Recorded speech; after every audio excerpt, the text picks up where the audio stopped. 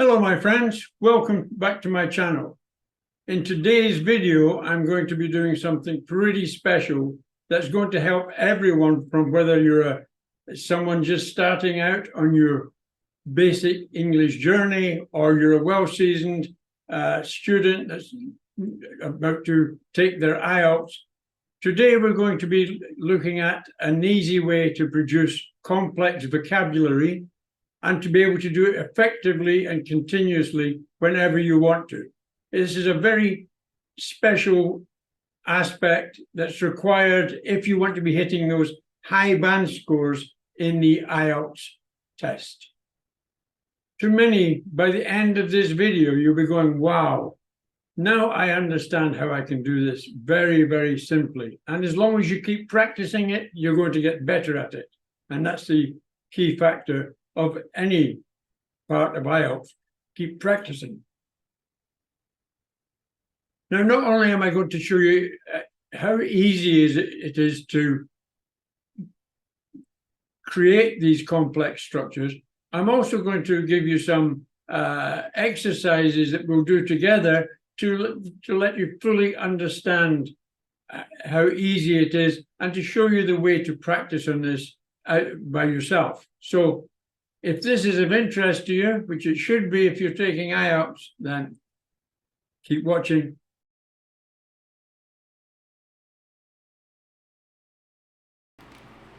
In the IELTS test, it's part of the criteria in writing and speaking is that you can demonstrate the use of a variety of sentence structures, which include the simple sentence, the compound sentence, and the complex sentence.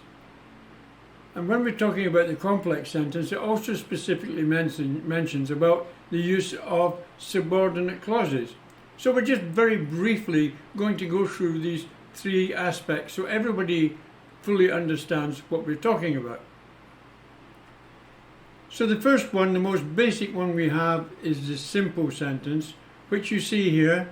It contains an independent clause. It's an independent clause. It's a complete thought, so it makes sense as it stands by itself. The example here, she walked to the park. Easy.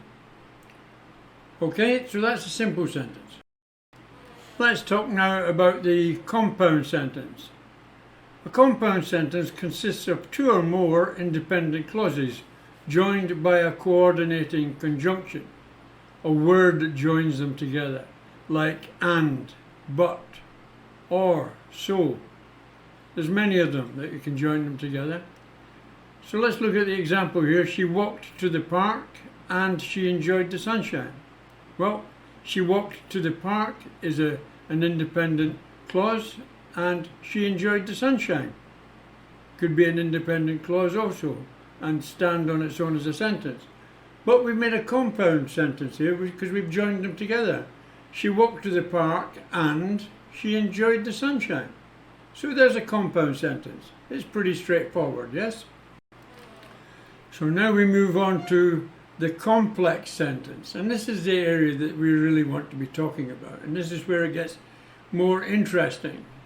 So a complex sentence consists of one independent clause and at least one dependent clause.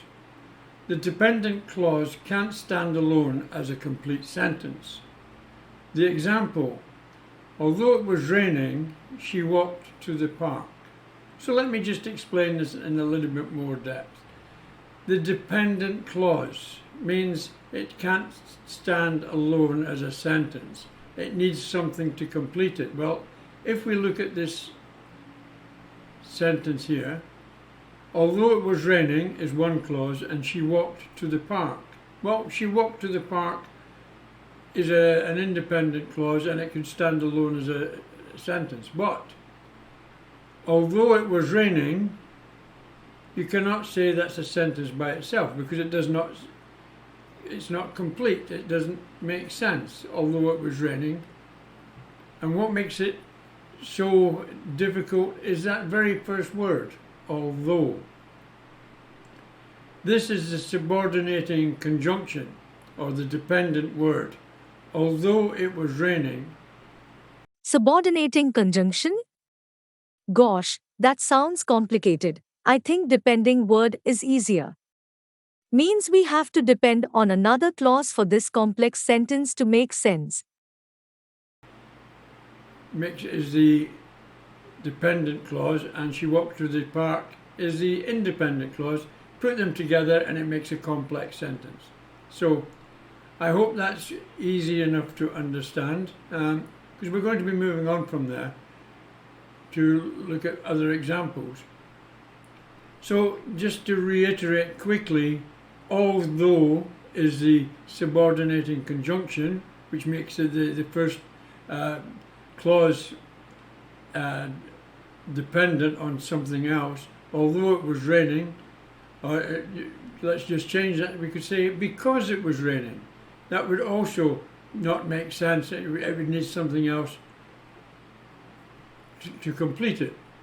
So there we go. There's a complex sentence. Now let's move on a little bit from there. Let's take another quick look at that example that we just seen. Although it was raining, she walked to the park. The subordinating conjunction, the word although, which it can also be called the dependent word, is at the beginning of the sentence. And because it's at the beginning of the sentence, it means that we've got to put a comma between the dependent clause and the independent clause. So you see, although it was raining, comma, she walked to the park. Now this could have been put another way, and still a complex sentence, but we could have said, she walked to the park, although it was raining. So we've still got our subordinating conjunction in the sentence, but this time it's between the dependent clause and the independent clause. So we do not need to use a comma in this particular instance, because as I say, the subordinated conjunction is between the two clauses. So I think that's pretty clear, I hope. Okay, what I'd like to do now is I'd like to give you some of these subordinating conjunctions for you to start looking at. There are many we can use. These are just a few of probably the most popular ones. And what I'm wanting you to do is to start building up a few in your mind of the subordinating conjunction that you can use when you want to build a complex sentence. And we'll go into that more in a little bit, but I want you to look at some of these and see what ones you prefer to try and remember. If you can remember them all, then great. But there's much more than what I'm showing you here. So the ones that I'm showing you here are although, we've just seen that in use. Because, another very good one to use to build your complex sentence. Since, before, after, where, unless, even though, as long as, if, until, in order that. So maybe you want to pause the video and just make a note of them. These are very good ones to have in your mind to use in your speaking or your writing as you start your sentences. If you put one of these at the beginning, you're going to have to write a complex or speak a complex. So how are you following the video so far? Let's check. Let's have a little exercise now and see how you get on. In the following pages, you're going to see 4 sentences, and they're going to be mixed up with a combination of simple sentences, compound sentences, but on each page there'll be one complex sentence. And you'll have 15 seconds for each page. And what I want you to try and do is spot the complex sentence. But if you're feeling really clever, you can try and classify the other sentences into simple or compound. You might want to grab a piece of paper and a pencil for this, so pause the video if you want to do it, but let's see how you do. But let me know in the comments how you get on, please. Let's go.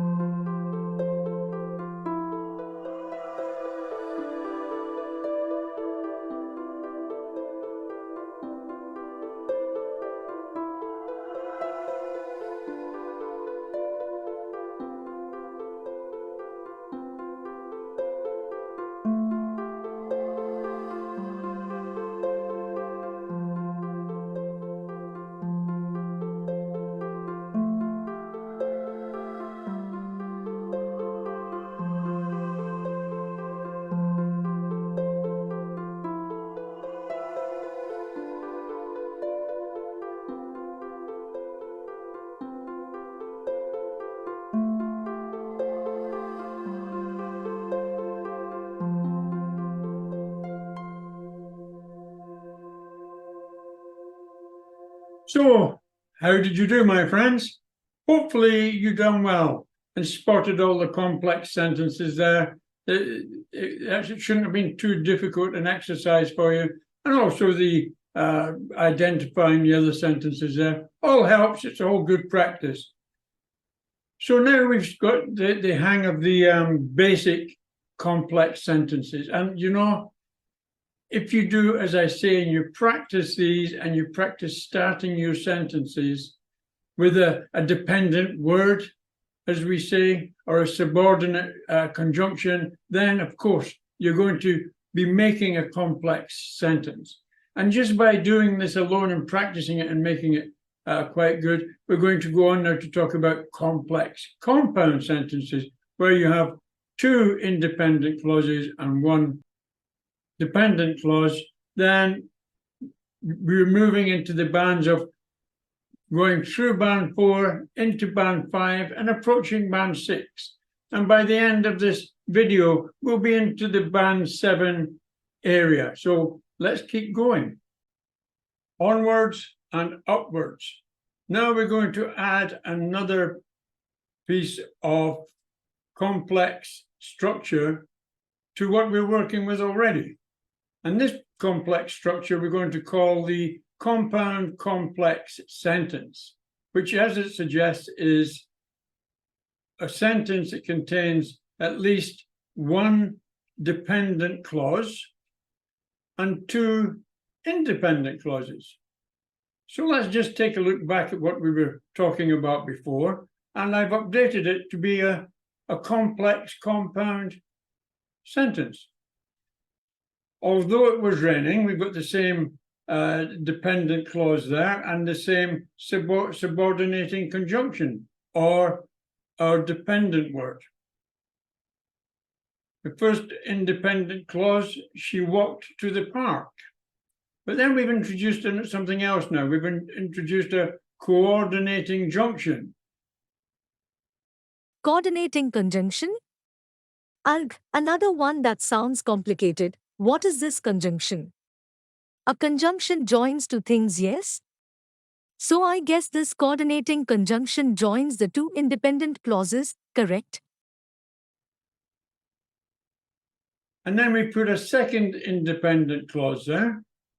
And the coordinating junction joins those two independent clauses together. And now we have a nice complex compound sentence to use.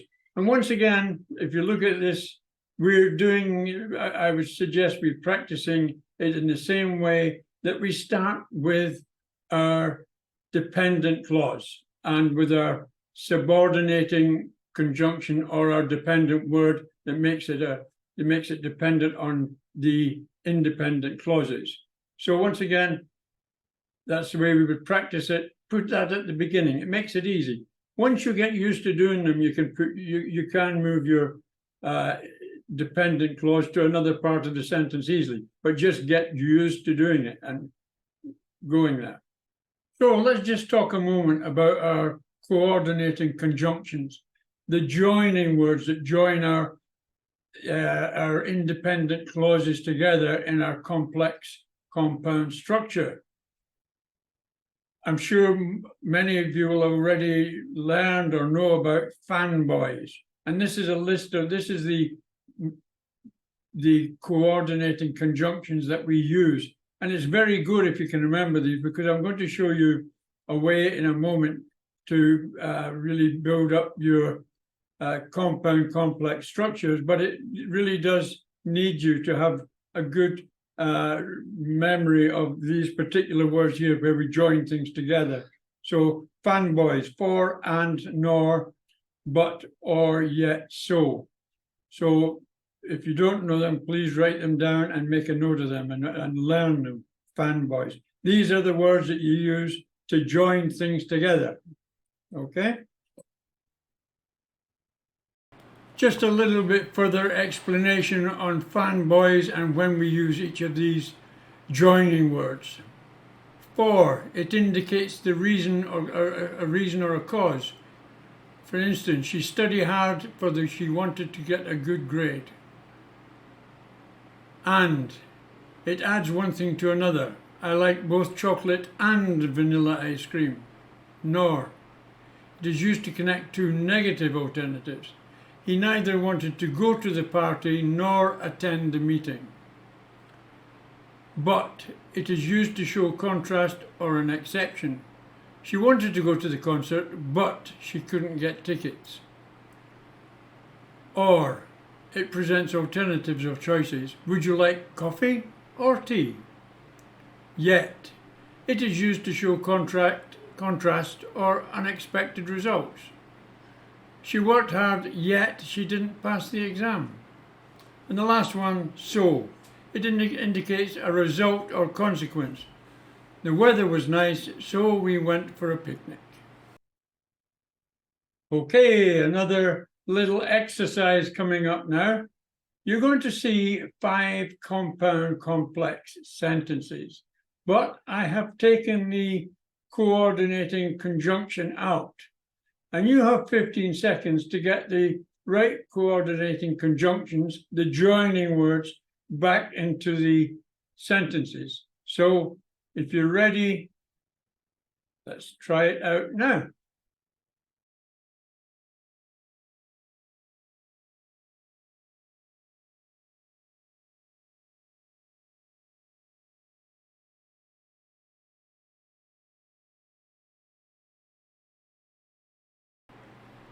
So let me know in the comments, please, how you got on with this one, if you found it, if you managed to do it okay or not. Here's the answers here.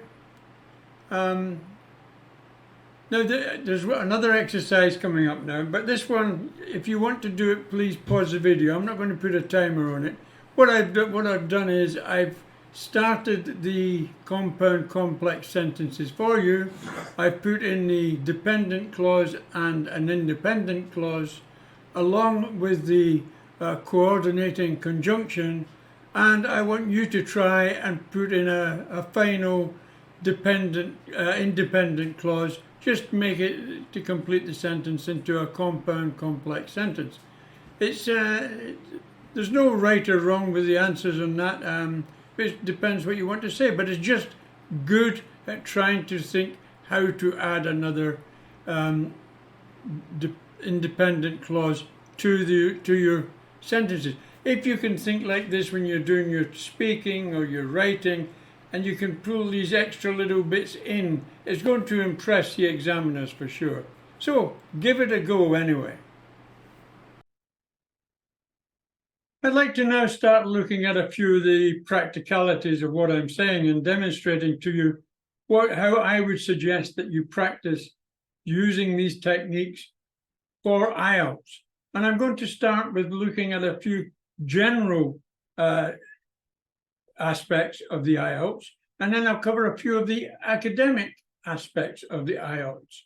So keep watching, and this is an important way that you can progress and practice getting that high band score on the day. Let's look at this now.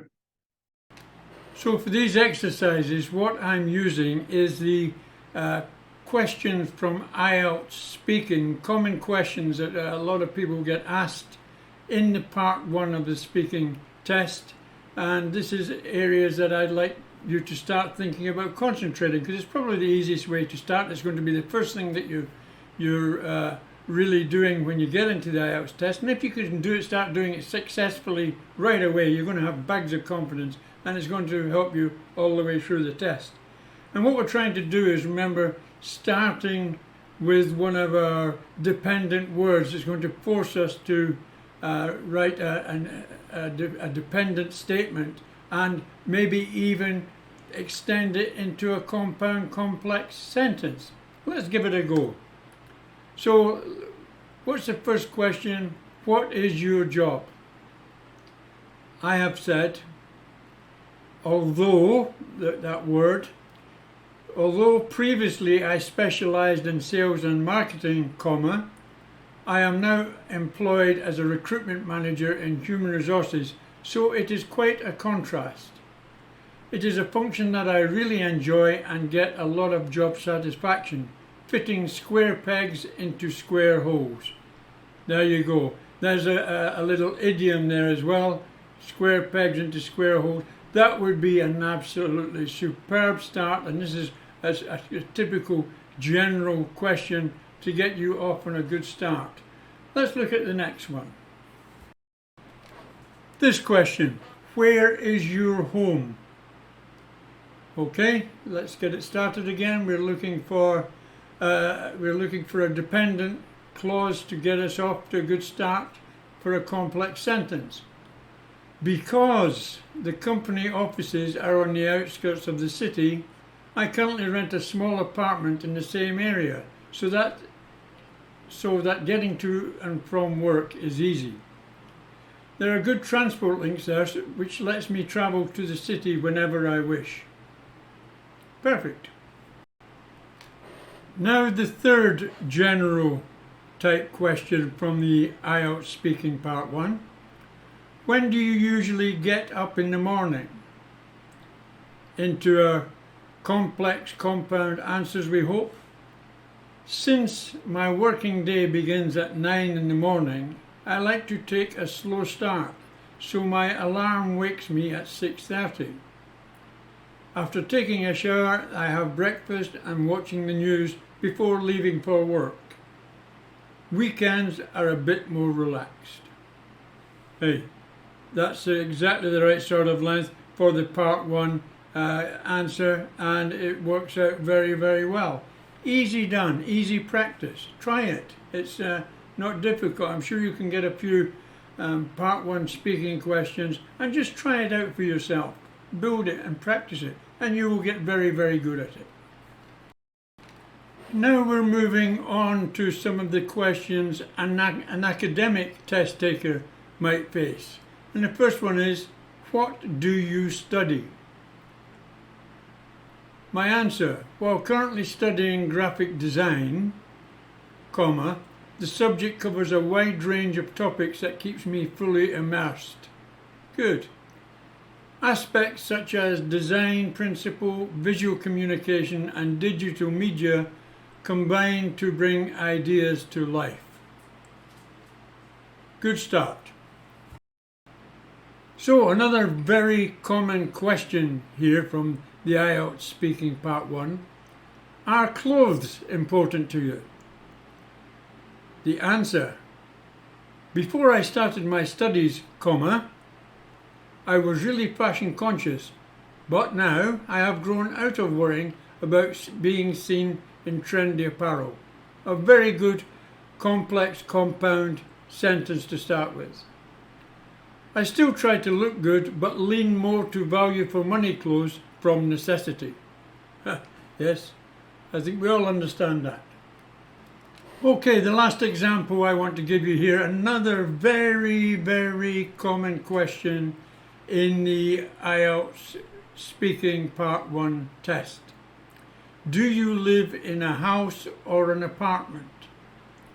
My answer, although, the word, although I have a real fear of heights, I am currently living in a small apartment high up in a tower block, so not so good for me. Now you have a good, complex, compound sentence there. Even though the views are fantastic, in bad weather I can feel the building movement. A little bit scary. Perfect. Okay, there we go. Now you can see how you can practice. And I want to tell you all something, whether you're general or academic. If you practice these, and I can tell you from my experience, if I want to start, if somebody asks me a question and I want to do this, I don't have to think about it beforehand. I can do it off the top of my mind because I've practiced it so often. I know if somebody asks me a question about anything, I can almost think I'm going to start with something that's going to make this into a complex sentence to start, using although, before, if, so, many things. You can do it automatically if you practice it enough, and that's exactly what you want when you take the IELTS test. I would also just add quickly, it's not only the IELTS test or even IELTS itself that this is good for. This is good for building your conversation skills. if somebody asks you a question, you don't want to be answering it yes or no, or just 2 or 3 words. You want to be able to develop it into a conversation. And this is the ideal way to learn how to do that. Well, there you go, folks. That's all I'm going to do in this video at this moment in time, because we've covered quite a lot.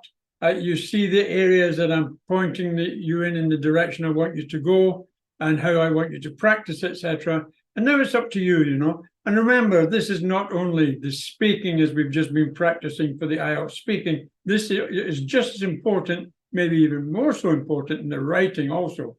So we're working on them both.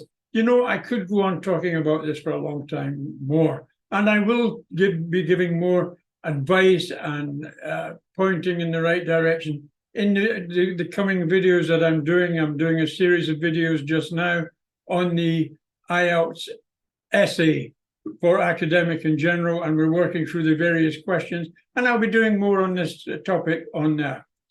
So if you're interested in that, please, you know, subscribe and ring the bell and do these things, and I'll see you in my next video. Many thank yous.